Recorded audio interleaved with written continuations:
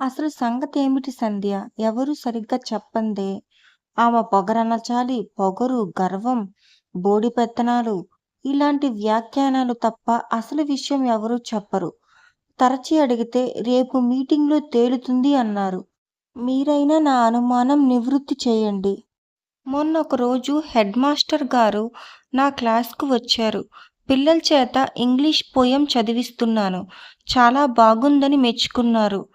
పెద్ద తరగతుల్లో ఇంగ్లీష్ ఉచ్చారణే సరిగ్గా ఉండదు. వారం వారం లిటరరీ అసోసియేషన్ పీరియడ్‌లో రెసిటేషన్ కాంపిటీషన్స్ పెడదామన్నారు. ఊపిరి పీల్చుకోవటానికి ఆగింది సంధ్య. అవును, నోటీసు కూడా వచ్చింది. లిటరరీ పీరియడ్‌లో నేను ల్యాబ్‌లో ఉన్నాను. ఏం జరిగింది? విద్యార్థులనంతా పిలిచి మొదటే ఎలా చదువుతున్నారో చూచాను. కొందరు చక్కగా చదివారు. అందరూ చదవలేరుగా, నెమ్మదిగా నేర్చుకుంటారని వాళ్ళ పేర్లు కూడా రాశాను. ప్రారంభం కదా, రాను రాను వాళ్ళే నేర్చుకుంటారు. ఆ సరిపెట్టుకోవటం మన స్టాఫ్‌లో లేందే. సుందరి 10వ క్లాస్‌లో ఉన్నది చూడండి. ఆ పిల్ల పోయెమ్ చదివి కూర్చోగానే ఇంగ్లీష్ టీచర్ రంగరాజు పిలిచి చచ్చే చివాట్లు పెట్టాడట. ఆ గార్ధబ రాగంతో ఎవడు చదవమన్నది? ఘోరాతి ఘోరంగా ఉన్నది. సభ్యత కోసం సమావేశంలో కూర్చున్నాను అని, సందు దొరికితే చాలు అని చూచే మగపిల్లలు సుందరిని గార్ధబ రాగం అంటూ ఏడిపించటం మొదలుపెట్టారట. ఆ పిల్ల వచ్చి నా దగ్గర వాపోయింది. రంగరాజు గారు ఇంగ్లీష్ టీచర్ కదా, మరి తనెందుకు ప్రాక్టీస్ చేయించడో? ఆయన తనో పెద్ద ఉన్నతాదర్శాలు కలవాడనుకుని తన చుట్టూ ఓ పరిధి గీసుకుంటాడు. అమ్మాయిలు సందేహాలు నివృత్తి చేసుకోవటానికి ఆయన ఒంటరిగా ఉన్నప్పుడు స్టాఫ్ రూంలోకి వెళ్తే చాలట ఉపన్యాసం. ఆడపిల్లలు ఒంటరిగా రావచ్చా ఇలా నా గదికి అని క్లాస్లో అడిగితే అడిగిన వారికి బుర్రలేని వారి క్రింద జమ కడతారట. ఆయన దగ్గరికెళ్ళరు. ఎవరన్నా ధైర్యం చేసి వాదించారా వారికి ఆ నెలలోనున్న విమర్శించమనండి గంటల తరబడి. ఆడపిల్లలు అసలే సున్నితమైన మనసు కలవారు. వారి దుస్తుల గురించి హేళనగా మాట్లాడతారు. అలాంటి వారికి ఓర్మి ఎలా వస్తుంది? హేళన చేయటం వస్తుందా? పనిచేసేవారెవరు ఇతరులను అంత తేలిగ్గా వెక్కిరించరు. ఈరోజు అసెంబ్లీలో జరిగిన గొడవేమిటి? శనివారం సుందరి నా దగ్గరకు వచ్చింది. ఏడ్చింది. ఏ స్కూల్ ఫంక్షన్లో పాల్గొనని సోమవారం అసెంబ్లీలో అందరినీ దులిపేసి కసి తీర్చుకుంటాను అని ఏమేమో అన్నది. అవన్నీ అనొద్దు, మర్యాదగా మమ్ముల్ని నిరుత్సాహపరచవద్దని చెప్పు అని ఒప్పించాను. అయితే రాసివ్వండి. కోపంతో ఏమంటానో నాకే తెలియదు అన్నది. రాసిచ్చాను. అదే ఆ పిల్ల చదివింది. అందులో అంతలా వాపోయే తప్పేముంది? ఆ అమ్మాయి చెప్పినందుకు కాదు, నేను రాసిచ్చినందుకు తప్పు పడుతున్నారు. వీరేశం రెచ్చిపోయి మర్యాదను మరిచి నానా మాటలు అన్నాడట. మీ దగ్గర గొడవ చేశాడా? అంత ధైర్యం కూడానా వాళ్ళని వీళ్ళని పోగు చేసుకుని హెడ్ మాస్టర్ దగ్గరకు వెళ్ళాడు. ఆయన అందులో ఆక్షేపించవలసిన అంశం ఏమీ కనిపించలేదు అని అన్నారట. లక్ష్మీ నరసింహం గారేమో నా అంతు చూడనిదే నిద్రపోనని శబ్దం చేశారట. వినతి గారేమో బోడిముండ ఎవడు రాసివ్వమన్నాడు? మొగుడు లేకనే పిల్లాడికి తల్లి అయ్యి సిగ్గులేక పెత్తనాలెందుకో ఇంకా అసభ్యంగా మాట్లాడినదట. పిల్లలు వచ్చి చెప్తుంటే కసిరి పంపేశాను. వీళ్ళు డిగ్రీలు ఎలా పుచ్చుకున్నారో పిల్లల ముందు అంత చవకగా మాట్లాడటం ఏం బావుంటుంది? ఉపాధ్యాయ వృత్తి ఎందుకు స్వీకరించారో? ఆఫ్టరాల్ ఒక సెకండరీ గ్రేడ్ టీచర్ పిల్లలకు వ్రాసివ్వటమా? జరిగిన దానికి నేను సుందరి క్షమార్పణ చెప్పాలని హెడ్ మాస్టర్తో వాదించారట. ఆయనేమన్నారు? తనంతట తాను ఎవరిని ఆజ్ఞాపించనని స్టాఫ్ మీటింగ్లో తేల్చుకోమన్నారట. బాగా చెప్పారు.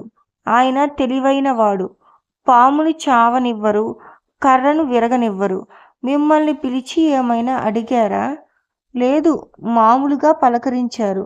జరిగిన విషయాలన్నీ విద్యార్థుల ద్వారా వేరే ఉపాధ్యాయుల ద్వారా తెలిసింది. ఆయనేమీ అనలేదు. ఆయనలో నచ్చే గుణం అదే. పని దొంగ ఎవరో, పనిమంతులెవరో ఇట్టే పసిగడతారు. వినత అందరి దగ్గరకు అంటే స్టాఫ్ మెంబర్స్ దగ్గరకు వెళ్ళి సుందరి అన్న మాటలకు చిలువలు పలువలు చేసి చెప్పి రెచ్చగొడుతుందట. విమర్శించే కంటే వివరిస్తూ మా తప్పులు తెలిపేవారు నిర్భయంగా తెలుపవచ్చు. అసభ్యంగా మాట్లాడవద్దని ప్రార్థన. నిండకుండల హెడ్ మాస్టర్ సలహా ఇచ్చినట్టే మీరు ఇవ్వండి అన్నది. మేము ఓటికుండలమా అని అందరినీ ప్రేరేపిస్తుందట. మరి నా దాకా రాలేదు అన్నాడు శ్రీరామ్ ఆలోచిస్తూ. మీరు నిజాయితీగా ఉంటారు, మీ దాకా ఎందుకొస్తారు? నాకు తల బదులు కొట్టుకున్న అర్థం కానిది ఒకే ఒక విషయం. సాధారణంగా నేను ఎవరితో ఎక్కువగా మాట్లాడను. నా పని నేను చేసుకుంటే చూసి ఓర్వలేరు. ఒక్కటే కారణం సంధ్య. అసూయ. డిగ్రీలు లేకపోయినా మీ చుట్టూ పిల్లలు తిరుగుతారు.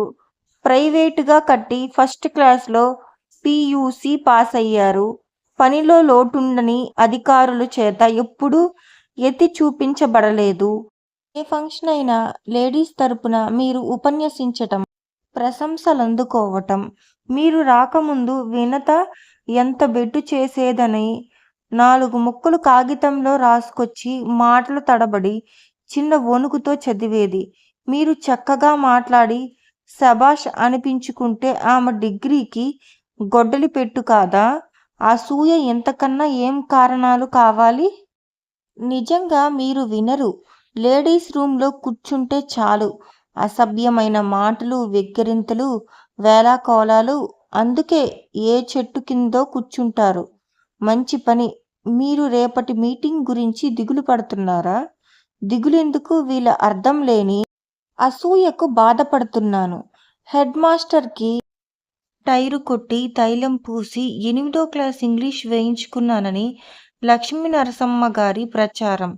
అసలు ఆవిడే పల్లికిలిస్తూ వెకిలిగా నవ్వుతూ హెడ్ మాస్టర్ గారికి అందరి మీద చాడీలు చెప్తుంది. చూసినా చూడనట్టు ఊరుకుంటే నాకేం తెలీదనుకుంటుంది. పోనివ్వండి. మంచిని ఎంచుకునే వారికి కష్ట నిష్ఠూరాలు తప్పవు. BA ఫస్ట్ ఇయర్ పరీక్షకు ఫీజు కడుతున్నారా?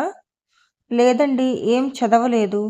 డబ్బు లేదని ఆయన ముందు చెప్పడానికి అభిమానపడింది. పర్వాలేదు, ఫీజు కడితే మనసు చదువు మీదకి మల్లుతుంది. ఈరోజు రవి త్వరగా పడుకున్నాడే. ఒకటే ఆట, అలిసిపోయాడు. మీరు భోజనం చేశారా? గది మూల వంట సామాన్లున్న వైపు పరీక్షగా చూశాడు. ఒకటే గది.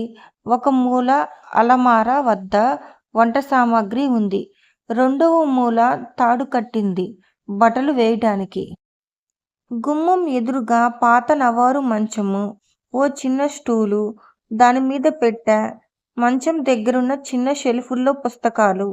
లేదు, చెయ్యాలి. చెయ్యండి, నేను వస్తాను అని లేచాడు శ్రీరామ్.